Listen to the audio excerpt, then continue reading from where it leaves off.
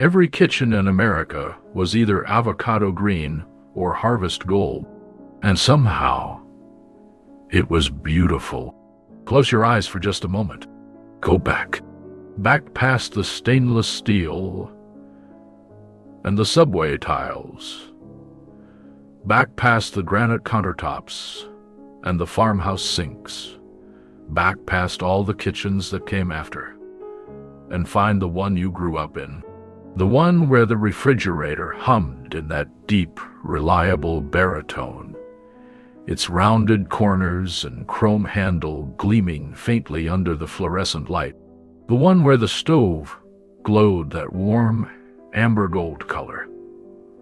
Where the clock above the control panel ticked steadily through every meal ever made in that room. Where the smell of whatever was cooking mingled with the clean, metallic sweetness. Find that kitchen. The one in avocado green, or harvest gold, or maybe a deep, burnished copper-tone brown. It's there. It has always been there. And the moment you step back inside it, even in memory, everything feels exactly right. Everything feels like it belongs. Everything is exactly the color it was always supposed to be. The avocado green refrigerator stood against the wall like a monument. That is the only word for it. Monument. It was massive. That refrigerator, substantial in a way that modern appliances, for all their cubic footage and digital panels and French doors, never quite managed to beat. The door was heavy. You felt the weight of it every time you pulled on that chrome handle, cool and smooth in your palm. The satisfying mechanical thunk as the magnetic seal released and the cold air rolled out to meet you. The color itself, avocado green, was not quite the color of a real avocado, not the bright, cheerful green of a lime or a fresh garden. It was something richer, more muted, more considered. It was the green of permanence. And inside, the light was warm and yellow, and the interior smelled of cold and metal, and whatever was in the casserole dish on the second shelf, covered in wax paper and patiently waiting. General Electric introduced this color in 1965. Within a season, it seemed, every manufacturer had followed. Frigidaire, Whirlpool, Kenmore. The Sears catalog version that half of middle-class America ordered on installment. Hotpoint, Kelvinator, Westinghouse, Tappan. They all arrived at avocado green as though they had received the same telegram on the same morning. And in kitchen after kitchen, in suburb after suburb, in apartment after apartment across this country, the old white appliance went out, and the avocado green one came in, and the kitchen changed its entire personality, became warmer, warmed, became more modern, became, in the word of the time, sophisticated. What color was your kitchen, and can you still see it exactly as it was? Because if it was avocado green, you already know what it smelled like in the morning. You know the way the refrigerator's hum shifted pitch slightly when the compressor kicked in, a low, almost musical change that was just part of the ambient sound of being alive in that house. You know the faint squeak of the seal when you open the door too quickly. You know the weight of the handle. You know the particular satisfaction of closing that door firmly, the soft, definitive click of the magnetic seal engaging, like a sentence ending properly. But here's something worth holding in your mind as we walk through this kitchen together. There was one color in the story of 1960s, appliances that hid fingerprints and smudges so completely, so efficiently, that it became the quiet favorite of every mother who had wiped down the same surface 3 times before noon. And, if you will, come back to which color that was, because it may not be the one you think of first. And there is one more thread to carry with you. There was a color, one that had its moment in the showrooms alongside avocado and gold, that had its true believers, its devoted families, that never quite caught on the way the others did. If you walked into a kitchen and found this color, you knew something about the household. You knew these were people who had made their aesthetic choices before the avocado wave arrived and had looked at the wave and decided to stay right where they were. We'll come back to that color too, because it deserves more than a footnote. But first, the Harvest Gold range. If the avocado refrigerator was the monument, the Harvest Gold stove was the hearth. It is impossible to separate the stove from the idea of a kitchen as a warm, active living space, and the color only deepened that connection. Harvest Gold was not yellow. It was important in 1966 and 1967 to understand that. It was not the yellow of a school bus, or a dandelion, or a child's crayon. It was something more autumnal, more complex. More, and this was the word the advertising copy always reached for, rich. It was the color of ripe wheat in late August, of afternoon sun on dry grass, of butterscotch candy unwrapped in a warm hand. And on a substantial, chrome-trimmed, slightly domed kitchen range, it looked exactly right. It looked like it had always been there. It looked like what a stove was supposed to look like. The burner knobs were often a slightly lighter shade, cream or tan, or the palest version of the gold itself. And they clicked with that pleasant mechanical certainty when you turned them. The gas hissed for a moment before the igniter caught, and the blue and orange flame circled to life beneath the coil. Or if it was electric, you waited, watching the coil go from gray to deep, glowing orange-red, feeling the heat rise from the surface like a second morning. Above the burners, the oven clock kept time with quiet authority. It always kept time, even in homes where other clocks were routinely wrong. The stove clock was trusted.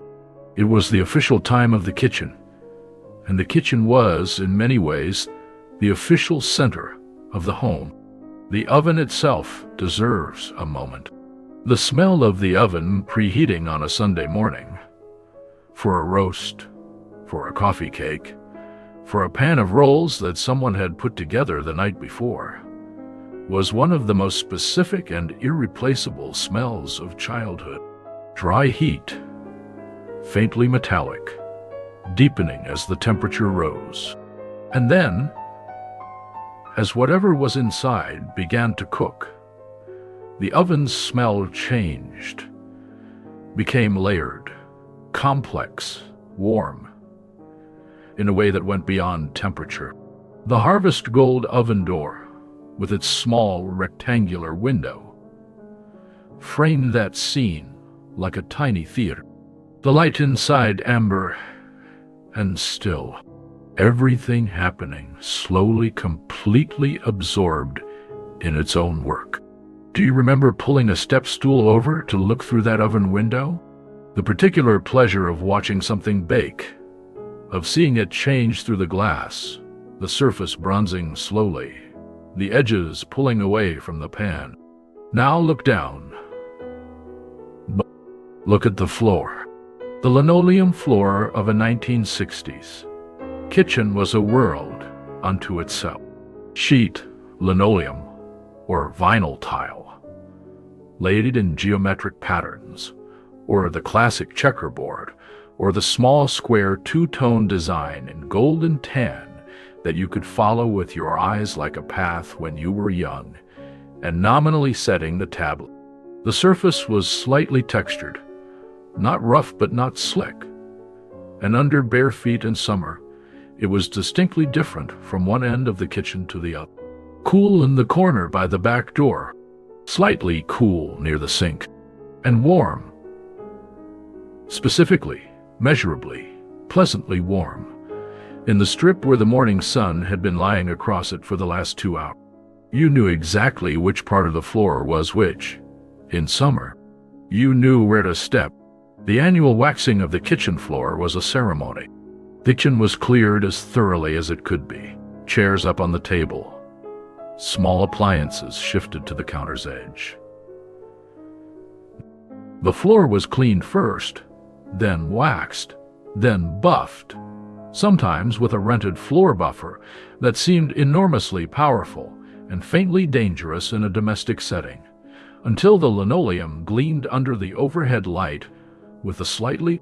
The smell of fresh floor wax has almost entirely disappeared from modern life. It was clean. Alrain on Norris, Enerderby, and Rununsurhire. It was clean. Chemical. Waxy, in a way that was somehow not unpleasant. And afterward, for at least 20 minutes, nobody stepped on the floor. It was a rule that required no enforcement. The gleam was its own authority. Every kitchen had its worn spot. The place by the sink where someone had stood for 10,000 mornings over the years, washing dishes or rinsing vegetables, or looking out the window above the sink at the yard, the neighbor's yard, the street. The linoleum there was not damaged, just softened. The pattern a little paler, the color a little less itself. Not the floor giving up, just the floor recording what had happened on it. Now pull out a chair and sit down at the Formica table. It is important to understand how central the kitchen table was in a 1960s household. This was not a dining room table. It was not for company, not for Sunday dinner when the good china came out, and people sat up straight. It was the table, the one where breakfast happened before anyone was fully awake, where homework was spread across a placemat beside a glass of milk, where the neighbor came in for coffee and stayed for an hour, where the arguments and thief, and the table itself, chrome-legged, Formica-topped, patterned in the particular style of its era, was exactly the right table for all of it. The boomerang pattern, even the name carries the era in it. Those organic, kidney-shaped, biomorphic forms that showed up on tabletops and linoleum and wallpaper and fabric in the post-war years. The atomic age aesthetic, it was sometimes called, or mid-century modern, reflected something real about, not sharp and severe, not cold, warm, dirty, rounded, but friendly toward the human body that would live alongside it. Even modernism in the 1960s American kitchen needed to be domestic, approachable, a little optimistic. The chrome edge of the Formica table had a slight ridge you ran your thumbnail along sometimes, idly, without thinking, the way you touch familiar surfaces in familiar rooms. The tabletop was smooth and cool, and wiped clean in 10 seconds. Grape juice, mostly gone. Crayon, mostly gone. The pale ring of a coffee cup left too long, reduced to nearly nothing with a damp sponge. Formica was the wonder material of the modern kitchen. Stain-resistant, heat-resistant, easy to maintain, and available in dozens of patterns and colors that coordinated with the appliances and the wallpaper and the cabinets and the floor. Everything could coordinate. In a 1960s kitchen, coordination was possible. In a way, it had never quite been before. And it was deeply satisfying. The vinyl chairs, upholstered in orange or harvest gold or a warm earthy green, sometimes in a textured naugahyde surface, had that particular quality of sticking to bare legs in summer. The slow, slightly comic peel of standing up too quickly, the specific sound of it. And every set of kitchen chairs had one that wobbled slightly, one chair with a leg that was perhaps a fraction shorter than the others, or a floor joint that had loosened over years of use, and everyone in the family knew which one it was. What was the color of your kitchen chairs? Do you remember the exact texture of that vinyl upholstery? The diamond-embossed pattern, or the smooth surface with a subtle sheen, or the swirled naugahyde that felt more substantial under your hands. You sat in those chairs every morning of your childhood. You knew that table better than you knew most things. Now look around. Wow. Look at the walls. The kitchen walls of the 1960s were doing significant work. They were holding the whole color story together, the avocado and the gold and the copper tone. And they were doing it with purpose, with pattern, with full confidence in the decorative power of a bold, repeating motif. The wallpaper of a 1960s kitchen did not whisper. It committed. Large, stylized flowers in warm colors, oversized fruit and vegetable designs, lemons, onions, peppers, tomatoes, rendered in a slightly flat, graphic style that was unmistakably of its moment, bold and cheerful and completely sincere in its belief that cooking and growing things, or abstract geometric forms in harvest gold and burnt orange and warm brown, or the small all-over pattern that created visual warmth through texture and repetition without any single element demanding attention. The cabinets were often dark-stained oak or warm maple, finished to a smooth honey-toned surface that coordinated beautifully with the earthy colors of the appliances. Sometimes they were painted cream or white or a pale yellow with simple hardware, small bar pulls or round knobs in chrome or gold-toned metal. And on those cabinet doors, or arranged on the counter, or tucked on an open shelf above the toaster, the canisters. The matched canister set, labeled flour, sugar, coffee, tea in a neat, confident script, arranged in descending order of size, in harvest gold or avocado green, or warm ceramic cream with painted decoration. They were ceramic or tin or that dense, slightly matte ceramic field plastic that the era produced in abundance. And they sat in their row in the same order, always, because they had always been in that order, and there was no reason to change something so perfectly arranged. The canisters mattered.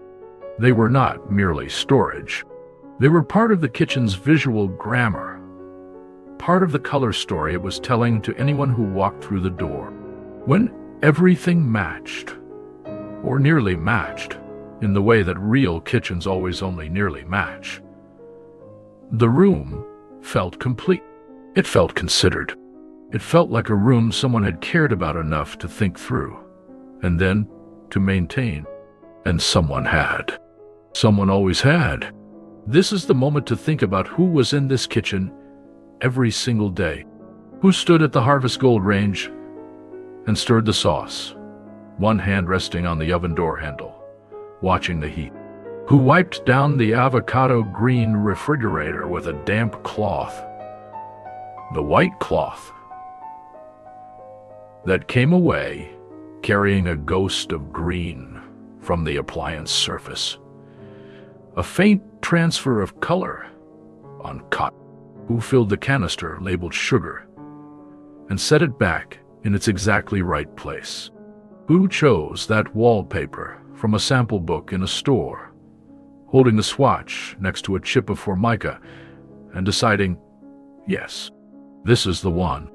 This is the right kitchen. The advertising spoke directly to her. The magazines, Better Homes and Gardens, McCall's, Ladies' Home Journal, showed kitchens full of coordinated color, gleaming surfaces, and the aspirational tidiness of rooms arranged for photographs. And the women who read those magazines, who ran those households, who made the kitchen the center of daily life for their families, recognized those magazine kitchens as real goals, not fantasy, achievable. This is what a proper, modern kitchen looks like. These are the colors of a home that is being done right. Right.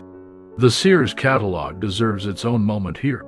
The Kenmore appliance line, refrigerators, ranges, dishwashers, washers and dryers, available in the full range of fashionable colors, laid out in glossy pages with prices and dimensions and the option to order on installment.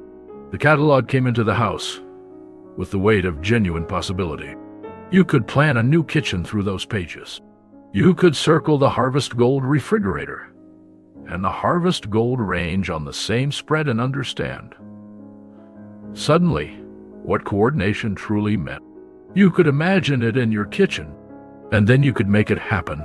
A fully coordinated kitchen, refrigerator, range, and dishwasher, all in the same color, was a statement of arrival. Not an extravagant statement, not a show of wealth, but a quiet, confident declaration that this family was participating in the modern life that the post-war years had made possible, that this household was keeping up with the design world's best thinking, that the colors in this kitchen had been chosen, not inherited. There was real pride in that. The pride of having made a home that looked the way a modern home was supposed to look. Do you still have anything from that kitchen? A Pyrex bowl? A canister? A small appliance in that exact shade? Because the small things survived in ways the large appliances often didn't. The Pyrex mixing bowls, stacked inside a cabinet or sitting on the counter in a cheerful descending row. The large yellow bowl, the medium green, the smaller red, the smallest blue. The primary color set that was in kitchens across the country. But by the mid-1960s, the palette had shifted. Avocado green bowls arrived, Harvest Gold bowls, the autumn harvest pattern, orange and brown, and a particular burnt amber. That was as specific to the era as anything ever manufactured. The bowls were heavy, solid, satisfying in your hands. They nested together perfectly, as though they had been designed to live inside one another. They were used for mixing and serving and storing and rinsing strawberries in cold water. They were the working vessels of the kitchen, and they were beautiful. If you have one now, if one survived the renovations and the moves and the decades, the color is exactly as it was. Pyrex color does not fade, which means that if you hold a Harvest Gold Pyrex bowl today, you are holding 1967 in your hand. You are holding the specific light of that kitchen, the specific weight of that decade, in something that fits in the crook of your arm. The Sunbeam Mixmaster stood on the counter, or the KitchenAid, if you were lucky, or if your mother had received it as a wedding gift and treated it with the respect accorded to a serious piece of domestic machinery. Cream, or yellow, or, in full coordinating glory, avocado green, which made the stand mixer look like a small piece of benevolent industrial equipment that had decided to come home. The beaters clicked into place with a satisfying snick. The speed dial moved from stir to fast in precise, numbered increments, and when it ran at medium speed through a cake batter, at high through cream that was becoming whipped, the sound it made was specific and entirely unrepeatable. A slightly high-pitched electric whine, the bowl vibrating faintly against the stand, the batter thickening and pulling, and finally holding its shape. The percolator on the counter, chrome body, colored base, glass knob on top, through which you could watch the coffee rise in rhythmic, cheerful amber bursts, made coffee in the way that coffee was meant to be made, which is to say, slowly. The sound of a percolator in the morning was the sound of a household organizing itself for the day. Coffee first, then breakfast, then whatever the day required. And the smell preceded all of it, deep, dark, slightly sweet, drifting through the kitchen before anyone had fully woken up, a promise of warmth and continuity. And on the wall by the back door, or between the window and the cabinet, the rotary telephone. often in harvest gold or avocado green, because if you were coordinating the kitchen, you were coordinating everything. The handset on its cradle, the cord coiled long enough to reach the table, almost long enough to sit down with the phone tucked between ear and shoulder while you stirred something on the range or checked something in the oven. The dial required attention. You put your finger in the hole, you turned it to the stop, you felt the resistance, you released it, and you counted the return clicks. There was no rushing a phone number in those years. You were committed to it from the first click. The step stool in the corner. The pull-out step stool with its padded vinyl top, often chrome-framed, often in a coordinating color, that lived folded against the cabinet or tucked in its corner and emerged only when something was needed from the high shelf. The light bulb, the good serving dish, the holiday tin. The step stool was one of those objects so perfectly suited to its purpose that you stopped seeing it altogether until it was needed, and then it was exactly there, doing exactly what it was for, and then folding away again into the back JG. The magnets on the avocado green refrigerator held the small archive of a family's life. A magnetic notepad for grocery lists. A church calendar turned to the current month. A decorative magnet from a family vacation. Yellowstone. The Grand Canyon. A beach town where someone had been 12 years ago and still thought of fondly, and pinned by these magnets, or sometimes just tucked under them. A child's drawing in crayon, still slightly waxy to the touch. A spelling test with a gold star in the corner. A telephone number written in someone's specific, instantly recognizable handwriting. The refrigerator door was the household bulletin board, the family memory, the small daily evidence that people lived here and did things and came back. The Melmac dinnerware, melamine plastic in pastels or earth tones, unbreakable, lightweight, the material that had solved the problem of children at mealtimes with a kind of cheerful permanence, sat in the cabinets in color-sorted stacks. Turquoise plates, or gold, or the brown and orange combination that would eventually become so synonymous with a decade that you can date a photograph by a single visible plate. And the Tupperware, the harvest gold bowl with the burping seal that made that specific pressurized pop when the lid was properly seated, a sound that was simultaneously satisfying and mildly absurd, and that announced, without ambiguity, that the leftovers, the avocado green canister, the burnt orange pitcher with the molded handle. Tupperware parties happen in kitchens exactly like this one, with women sitting at the Formica table with coffee cups and a neighbor demonstrating the seal by turning a bowl upside down over the tablecloth. Everything coordinated. Everything had a lid. There was also the matter of the neighbor's kitchen. The kitchen down the street, or next door, or belonging to the aunt you visited twice a year. The kitchen that was the same, and yet different. The same era, the same appliances, the same general commitment to coordinated color, but different choices. Gold, where yours was green. Green, where hers was gold. A copper-tone range that you had never quite seen before, and that made you look at your own harvest gold range with fresh eyes on the way home, not with dissatisfaction exactly, but with the awareness that there had been another option, and the unspoken comparison. Whose was more modern, whose color was richer, who had the better pattern on the linoleum, was never spoken. It was simply felt and then set aside, and then forgotten by the time you were back in your own kitchen, and the avocado refrigerator hummed its familiar note, and the canister set stood in its row, and everything was, once again, exactly ridge. Imagine it. The avocado green refrigerator. Slightly warm on its exterior from the compressor working steadily inside. its door covered in the small, tender evidence of a family in progress. The child's drawing flutters faintly every time the door is opened. It has been there for 2 weeks. It is part of the kitchen now. Now, let's talk about copper tone. Copper tone was the third color of the 1960s kitchen palette, and it was, in many ways, the most interesting of the three.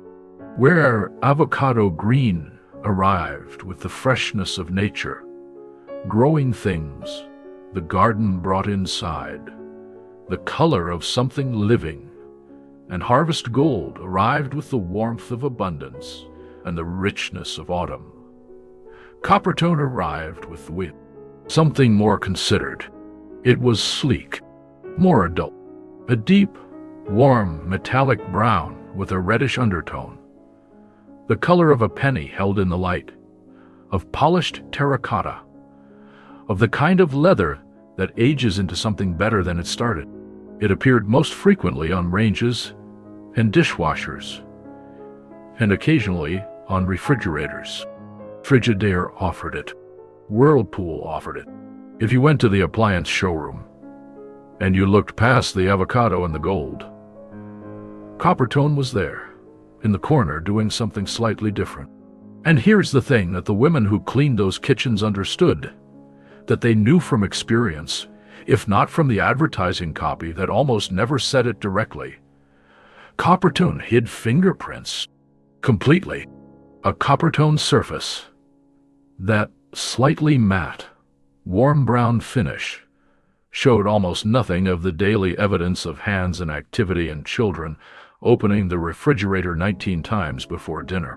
Where avocado green and harvest gold both showed every water spot and handprint with a kind of cheerful visibility, copper tone absorbed it, wiped clean in one pass and stayed clean for twice as long.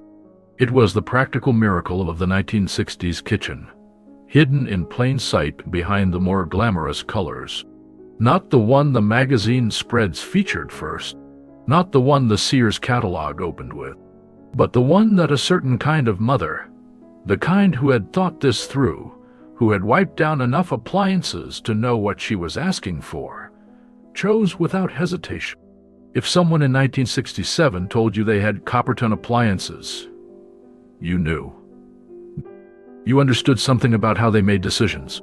And the other color, the one we set aside at the beginning? Out the beginning. The one that had its devotees, its moment, its specific statement about the family that chose it. Turquoise, and before it, pink, dione. The colors of the late 1950s that had bled into the early 1960s and found some households unwilling to let them go. A turquoise refrigerator in 1966 said something clear. This family made their choices before avocado arrived, and they looked at the avocado and decided to stay. A pink canister set that had been a wedding gift in 1958, still on the counter in 1965, still used every morning, still exactly itself. That was a statement about loyalty, about the stubborn persistence of love for a particular color. That a kitchen with a turquoise range and an avocado green refrigerator, a mismatch born of sequential appliance purchases across different years, told its own story of a household making do, making the best of it, and living comfortably in sin. Did you have a holdout in your kitchen? One appliance or one object that was the wrong color, the relic of a previous decade's taste, that everyone accepted without comment because it had always been there? The old white refrigerator that hadn't been replaced yet, standing beside the new harvest gold range. The pink Pyrex bowl that had no business being in an avocado kitchen, but had been there since before you were born and would outlast everyone. The turquoise canister set that would eventually go to the grandchildren, who would find it in a box and think it was the most beautiful thing they had ever seen. Color tells the autobiography of a household. If you know how to read it, now think about the kitchen in the morning, specifically in summer, when the light came in early and the linoleum was already warm in the sunny strip by the back door. Someone was up before the rest of the house, a mother usually, or a grandmother, moving quietly through the kitchen with the efficiency of someone who had performed these particular movements 10,000 times and needed no one else away. The percolator was going. It's pop, pop, pop, the kitchen's own morning clock. Something on the back burner, leftover from yesterday, warming slowly. The Formica table set with placemats, or sometimes with just the bare speckled surface, and a glass set out for someone. And the morning light slanting through the window above the sink, catching the chrome on the percolator, the chrome edge of the table, the chrome handles of the Avocado refrigerator. For a moment, just a moment, the kitchen was full of Scott. This was the kitchen that the whole design movement of the era was working toward. The kitchen of tomorrow, as the design expositions and the magazine features called it. Modern, dodgy, colorful, coordinated. The reward for a generation that had come through the Depression and the war and the years of rationing and doing without, that had waited and worked. And now, in the prosperity of the post-war decades, could choose a refrigerator in Avocado. We imagined it, and then we moved into it. The aspirational weight of these colors cannot be overstated. Avocado was not a random choice. It was marketed deliberately as the color of nature, of freshness, of the garden and the world outside brought in through the kitchen door. Harvest gold was the color of abundance, of harvest, of a table that would always be full. Copper tone was the color of craft and quality. These colors were doing symbolic work, expressing the values and the hopes of the people who chose them, and the families who lived with them absorbed those meanings without necessarily naming them. The kitchen felt modern because the color had been designated the color of modernity. It felt prosperous because it was the color of prosperity. The Avocado refrigerator was not just an appliance. It was a statement about where this family stood and where they were going. The space age deepened all of it. By the mid-1960s, the national imagination was saturated with rockets and orbits and the clean engineered aesthetics of a world reaching towards space. And the color palette of that imagination, the warm earth tones and muted greens and amidation. There was something fitting in that, even if no one at the time would have articulated it. The household and the cosmos were drawing from the same well, expressing the same confident, earthly, forward-looking vision in the only colors that seemed adequate to the moment. Evening in the kitchen had a different quality than morning. The afternoon light that had streamed through the window and lit up all the chrome and the Formica was gone. The overhead light, a ceiling fixture with a frosted glass shade, or sometimes the flat, bright utility of a fluorescent tube, gave the kitchen its other life, its night face. The Avocado refrigerator in artificial light looked richer, its color deeper, more green gold and green. The harvest gold range glowed with the actual residual warmth of the oven cooling from dinner, the surface faintly warm to the back of the hand held close. The linoleum lost its daytime variation. The warm strip, the cool corner, and became uniformly, quietly itself, its pattern more abstract in the even light. After dinner, the kitchen was cleaned, dishes done.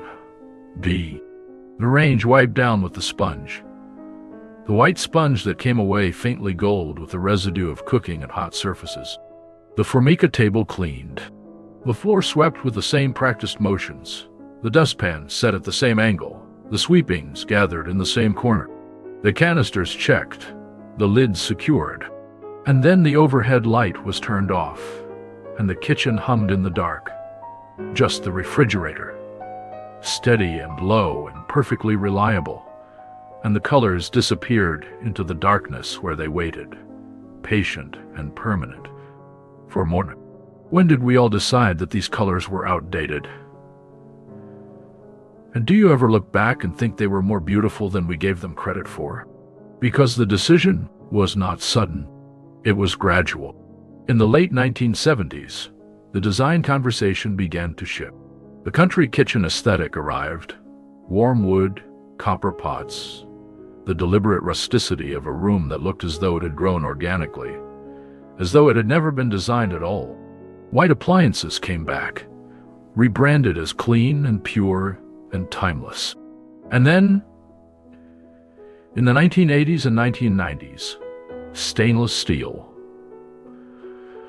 First in professional-grade restaurant appliances, then in the aspirational home kitchens that wanted to look like they belonged in a restaurant. And the entire warm, earthy, coordinated. Not the future anymore. Kitchens were renovated. The Avocado refrigerator was disconnected and moved to the garage, where it often continued to hum for another decade, storing beer and overflow groceries, or set out at the curb, or carted away. The Harvest Gold range was disconnected from its gas line or its electrical outlet and wheeled out through the back door it had come through years before. The boomerang Formica was pried off the countertops and replaced with tile, with granite, with the smooth surface materials of a new design language. The linoleum came up in curling strips, sometimes revealing beautiful hardwood underneath, more often revealing the subfloor and the ghost outline of the old pattern in the adhesive residue. And the wallpaper, the lemons and peppers and onions in their bold, cheerful, graphic print, came down in damp strips, peeled from the walls in sections that showed how thoroughly the era had committed to its decoration. Under some of it, if the house was old enough, was another layer of wallpaper from the 1940s or 1950s, equally committed to its own patterns, its own colors, its own confident aesthetic moment. The layers of domestic history peeled away one at a time. A 1960s kitchen, original and intact, is today a rare and genuinely precious thing. If you encounter one, in a house not yet renovated, in a building that survived, in a home where someone held on or simply never got around to the update, something happens when you stand in the doorway. It is not just recognition. It is more physical than recognition. It is the sensation of a particular past, entering your body through your eyes, and your nose and the soles of your feet, on that specific linoleum, and you understand, perhaps for the first time since you left it, what it actually was. Good, beautiful, not despite the avocado green, not despite the harvest gold, or the orange and brown linoleum, or the boomerang Formica, or the matched rotary phone on the wall. Because of all of it, because every element of that kitchen was chosen and coordinated and maintained with a completely sincere faith in its beauty and its rightness for this room, this family, this time. Because the people who built those kitchens and filled them and wiped them down every morning and waxed the floors every year and arranged the canisters in their descending row were not making a mistake that history would one day correct. They were making a home, and it was exactly the home they meant to make. The avocado green refrigerator hums. That sound, low, steady, completely reliable, is the sound of the era in its most domestic form. It hummed through 100,000 ordinary mornings and 1,000 Sunday dinners, and all the years when the children were small and loud, and then bigger and quieter, and then gone. It hummed through the slow, almost imperceptible passage from fashionable to familiar, from familiar to dated, from dated to beloved. The particular reverse trajectory that old things follow when they have been genuinely lived with and G. The Harvest Gold range holds the memory of every meal ever made on it. The smell of the oven is specific and irreplaceable, not transferable to any other oven in any other decade. It belongs to those coils, that oven light, that particular shade of gold on the door.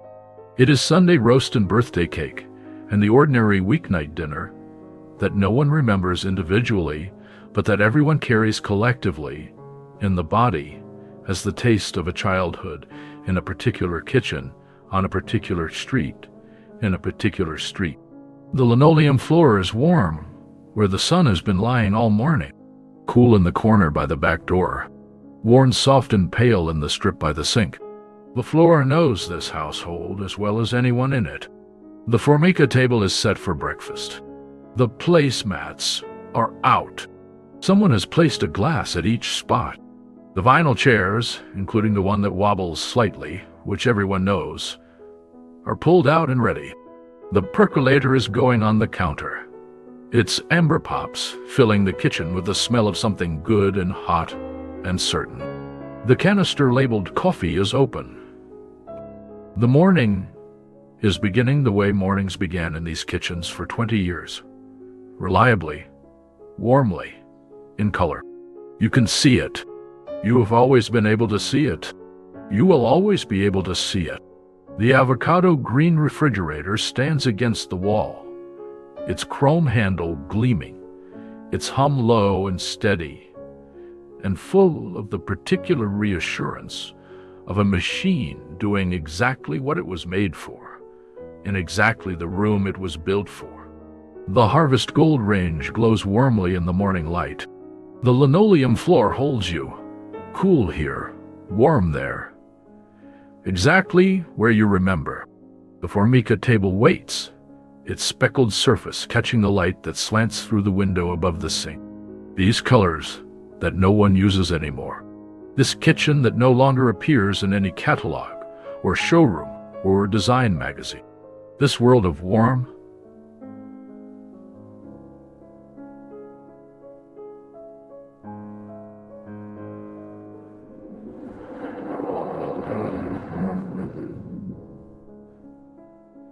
saturated, completely sincere color that was once the most ordinary thing imaginable.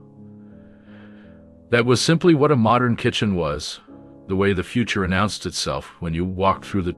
You would give almost anything to sit there one more time, to pull out the vinyl chair, not the wobbly one, and settle in at the Formica table with a cup of coffee from the percolator, still in its slightly chipped mug, and turn slowly and take it in.